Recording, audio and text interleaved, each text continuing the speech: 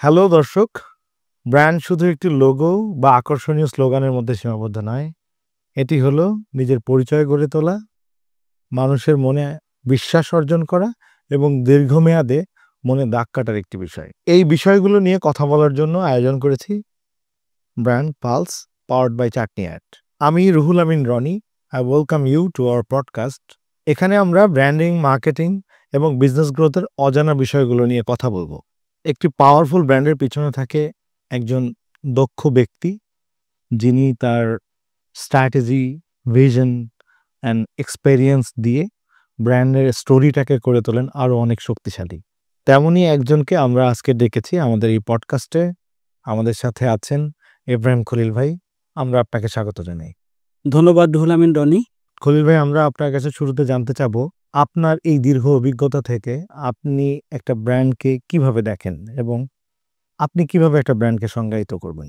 Brand একটি multi dimensional meaningful পাওয়ার word. প্রত্যেকটা brand এক একটা পাওয়ার ওয়ার্ড। পাওয়ার ওয়ার্ড এই কারণে, ব্র্যান্ডের মধ্যে এমবেডেড থাকে ভ্যালু, ইমোশন এবং অ্যাট্রাকশন, যা আমাদেরকে কোনো কিছু করতে মনের ভিতর থেকে সারা জাগায়। প্রত্যেকটা ব্র্যান্ড মাল্টি ডাইমেনশনাল, কারণ ব্র্যান্ডের তিনটা দিক আমরা দেখতে পাই। একটা হচ্ছে ফিজিক্যাল আইডেন্টিটি, আর একটা হচ্ছে functional feature and emotional story. আমরা যদি নাইকির দিকে খেয়াল করি, নাইকির তিনটা অ্যাসপেক্ট আমরা দেখতে পাবো। একটা হচ্ছে যে গুড লুকিং, যেটাকে আমরা ফিজিক্যাল অ্যাপিয়ারেন্স বলছি। এটার মধ্যে আছে কমফোর্ট, পারফরমেন্স, যেটাকে ফাংশনাল ফিচারের মধ্যে পড়বে। আরেকটা হচ্ছে যে emotional story, that is inspirational part, যেটা নাইকি ইন্সপায়ার করে স্পোর্টসম্যানদেরকে। আমরা যদি ব্র্যান্ডের ডেফিনেশন দিকে তাকাই, তাহলে আমরা কিছু কি ওয়ার্ড আমাদের চোখের সামনে চলে আসে। প্রথমত, ব্র্যান্ড মানে হচ্ছে একটা সিল অথবা সিম্বল, একটা নেম, একটা স্লোগান, একটা পারসেপশন, একটা ফিলিংস এবং কম্বিনেশন অফ অল। আসলে ব্র্যান্ড সব কিছু মিলেই একটা পাওয়ার ওয়ার্ড। ব্র্যান্ড সম্পর্কে আমরা যে কি ওয়ার্ডগুলো জানতে পেরেছি, সেটার একটা ইতিহাস রয়েছে। তো ব্র্যান্ডের সিল থেকে ফিলে পরিণত হওয়ার একটি সুন্দর মিনিংফুল জার্নি রয়েছে।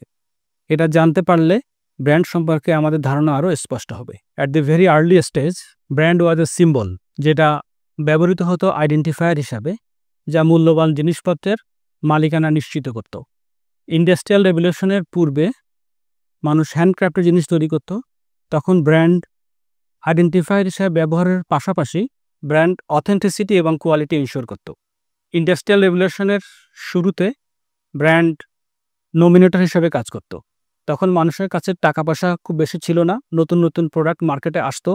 তখন ব্র্যান্ডগুলো তার ক্যাটাগরি এস্টাবলিশ করার জন্য নিজে থেকেই কাজ করত, মানুষকে জানানোর জন্য এবং ব্র্যান্ডের প্রয়োজনীয়তা বোঝানোর জন্য নিজে থেকেই ব্র্যান্ড মানুষকে অ্যাওয়্যার করত।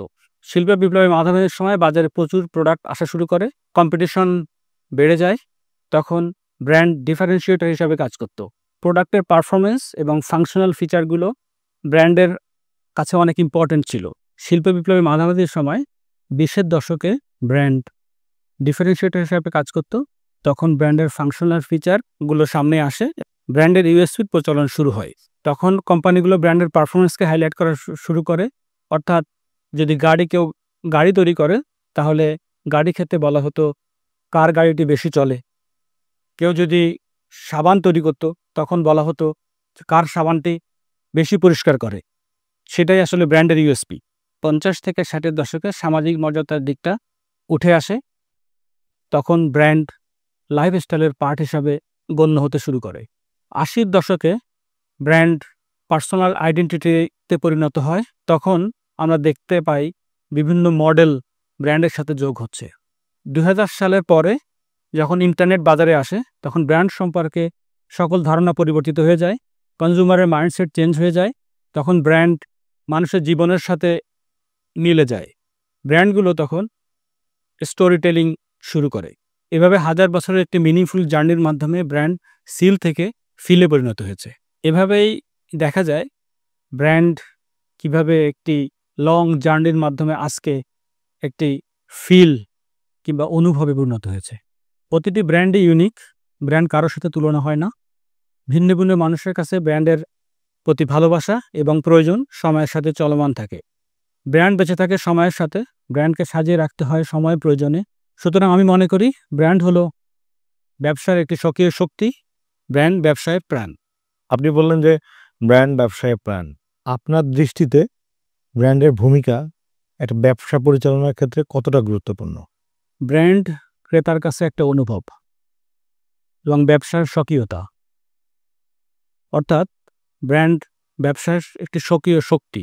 21st সেঞ্চুরিতে ব্র্যান্ড বিল্ড আপ করতে গেলে অবশ্যই একটি থটফুল, অর্গানাইজড এবং কোঅর্ডিনেটেড এফোর্ট প্রয়োজন। থটফুল এই কারণে যে প্রত্যেকটা ব্র্যান্ডের একটা ক্লিয়ার পারপাস থাকতে হবে। এখন কনজিউমাররা ব্র্যান্ডের পারপাস জানতে চায়। আমার সবচেয়ে পছন্দের ব্র্যান্ড নাইকি। নাইকির পারপাস হচ্ছে empower people to push their boundaries. সুন্দর একটি কথা বলে Nike, if you have a body you are an athletes. কোকাকোলার পারপাস ব্রিংস হ্যাপিনেস।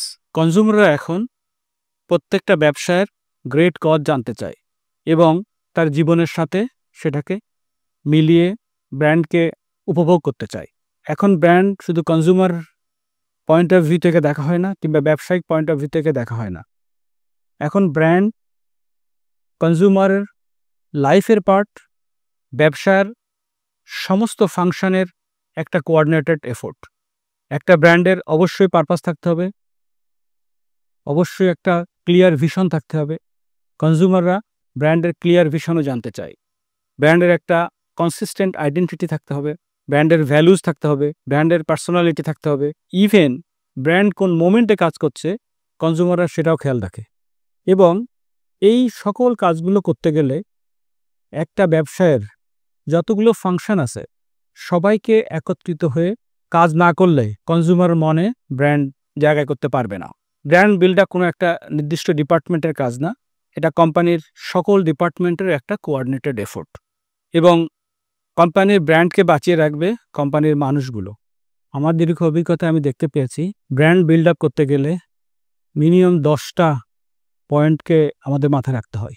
প্রথমত ব্র্যান্ডের পারপাস, অর্থাৎ great cause of doing business, ব্র্যান্ডের ভিশন, ব্র্যান্ডের values, personality, consistent identity, culture, people এবং মোমেন্টস। এবং সাথে সাথে কনজিউমাররা এখন জানতে চায় ব্র্যান্ড পৃথিবীর জন্য কী করলো। ব্র্যান্ড কনজিউমারের লাইফ, কোম্পানির টোটাল প্রসেসের সাথে ইন্টাররিলেটেড, ইন্টিগ্রেটেড। সেই জন্য আমি বলছি ব্র্যান্ড ব্যবসার একটি প্রাণ। এটা শুধুমাত্র কোনো একটা লোগো কিংবা সিম্বলের মধ্যে সীমাবদ্ধ নয়। যারা ব্র্যান্ড নিয়ে কাজ করবেন তাদের অন্যতম একটি কাজ হলো ব্যবসায়ের স্বকীয় শক্তিগুলোকে খুঁজে বের করা এবং সময়ের সাথে সাথে সেগুলোকে আরও শক্তিশালী করা এবং যুগোপযোগী করে ক্রেতার কাছে উপস্থাপন করা। তাহলে ব্র্যান্ড মানুষের মাঝে বেঁচে থাকবে। আমরা আপনার এক্সপেরিয়েন্স থেকে আরেকটা জিনিস জানতে চাই যে ব্র্যান্ড মার্কেটিংটা কি শুধু একটা প্রফেশন নাকি ইট অলসো আ প্যাশন? আমি মনে করি ব্র্যান্ড মার্কেটিং একটি প্যাশন এবং প্রফেশনও। প্যাশন এই কারণে, এটা এমন একটা ডিসিপ্লিন যেখানে আপনার খুব ইনডেপথ কাজ করতে হয়। যেহেতু টোটাল বিষয়টা ইনটেনজিবল, সেক্ষেত্রে অনেক ইনডেপথ চিন্তা না করলে এটাকে আসলে বিল্ড আপ করা যায় না। এবং প্রতিষ্ঠানের প্রত্যেকটা ফাংশনকে ভালো করে বুঝতে হবে। কোম্পানির প্রত্যেকটা ফাংশনের সোল সার্চিং প্রয়োজন এবং সেখান থেকে প্রত্যেকটা ব্যবসার যে নিজস্ব একটা ইউনিকনেস আছে, নিজস্ব যে কম্পিটিটিভনেস আছে, নিজস্ব যে শক্তিটা আছে, সেটাকে খুঁজে বের করে সেটাকে ক্রেতার কাছে উপস্থাপন করতে হয়। সেক্ষেত্রে এটা যে কোনোভাবে এটা আসলে অ্যাচিভ করা সম্ভব না। এটার জন্য খুব গভীরে কাজ করতে হয়, এটার জন্য প্রচুর মনোযোগ প্রয়োজন হয় এবং ইনভলভমেন্টের প্রয়োজন হয়। তাহলেই এটা আসলে মানুষের মনে স্থান দখল করতে সক্ষম হবে। এবং এটা শুধুমাত্র প্রফেশনালি অথবা দেখলে হবে না, এটার মধ্যে ইমোশন জড়িত, এটার মধ্যে প্যাশন জড়িত। সুতরাং আমি মনে করি ব্র্যান্ড মার্কেটিংয়ে যারা কাজ করতে চান তাদেরকে অবশ্যই প্যাশনেট হতে হবে, সাথে সাথে প্রফেশনাল অ্যাটিটিউডও থাকতে হবে। তাহলে এটা লং টার্মে ব্র্যান্ড বিল্ডিং জার্নিটা অনেক বেশি ইন্টারেস্টিং হবে। যারা এই ইন্ডাস্ট্রিতে আসতে চান, যদি স্পেসিফিক্যালি বলি যে ব্র্যান্ড বিল্ডিং বা ব্র্যান্ড মার্কেটিং নিয়ে যারা ক্যারিয়ার করতে চান, তাদের জন্য আপনার পরামর্শ কি থাকবে? যারা ব্র্যান্ড বিল্ডিং করতে চান তাদেরকে অবশ্যই প্যাশনেট হতে হবে নাম্বার 1। 2 নম্বর হচ্ছে অবশ্যই ফোকাস থাকতে হবে এবং প্রত্যেকটা বিষয়কে ইন ডেপথ চিন্তা করার একটা মাইন্ডসেট থাকতে হবে। এখানে মাইন্ডসেট অনেক বেশি গুরুত্বপূর্ণ। আপনি যখন কোনো কিছু করছেন তখন সেটার ইমপ্যাক্টটা কী, সেটা আপনার কোর পারপাসের সাথে অ্যালাইন কিনা, প্লাস হচ্ছে কোম্পানির ভিশনের সাথে অ্যালাইন কিনা এবং আদার ফাংশনের সাথে কোম্পানির কালচারের সাথে অ্যাডজাস্টমেন্ট কিনা এবং কোম্পানির আদার যে ভ্যালু সিস্টেম আছে সেগুলোর সাথে কতটুকু রেলিভেন্ট, সব কিছু মিলায়ে আসলে কাজ করতে হয়। এটা কোনো আইসোলেটেড জব নয়। সুতরাং ব্র্যান্ডে যারা কাজ করতে চান তাদেরকে প্রথমে মাইন্ডসেট থাকতে হবে, ইনডেপথ চিন্তা করার ক্যাপাসিটি থাকতে হবে এবং অনেক বেশি ডেডিকেটেড হতে হবে। আমরা আপনার দীর্ঘদিনের অভিজ্ঞতা থেকে জানতে চাই যে যারা ব্র্যান্ড প্র্যাকটিশনার্স হিসেবে কাজ করতেছে তাদের জন্য আপনার যদি 5টা ডুস অর ডোন্টস বলতে বলি, তাহলে আপনি কি বলবেন? ব্র্যান্ডের যে স্পেসিফিক গাইডলাইন আছে, কোম্পানির যে পারপাস আছে, ব্র্যান্ডের যে আইডেন্টিটি আছে, যে পার্সোনালিটি আছে, সেটার সাথে ম্যাচ করে এমন কাজগুলো আসলে করতে হবে। যে কোনো একটা আইডিয়া আসলেই সেই আইডিয়াটাকে প্রথমে চেক করতে হবে যে এটা আসলে আমার ব্র্যান্ড গাইডলাইনের সাথে, ব্র্যান্ডের কোর ফিলোসফির সাথে এটা যায় কি না। যদি সেটা যায় তাহলে সেটা নিয়ে সামনের দিকে আগাতে হবে। যদি মনে হয় অনেক ব্রিলিয়েন্ট আইডিয়া আসতে পারে কিন্তু সে ব্র্যান্ডের গাইডলাইনের সাথে মিলছে না, ব্র্যান্ডের ফিলোসফিতে যাচ্ছে না, তখন আসলে সেটাকে ড্রপ করতে হবে। এখানে স্পেসিফিক্যালি 5টা ডুজ অ্যান্ড ডোন্টস বলা খুব ডিফিকাল্ট। তবে একটা কাজ করা উচিত, সেটা হচ্ছে যে প্রথমেই নির্ধারণ করা উচিত আসলে কোন কাজগুলো করা যাবে না। সেই কাজগুলো আইডেন্টিফাই করে আগালেই ব্র্যান্ড বিল্ডিংটা আসলে কনসিস্টেন্ট হবে।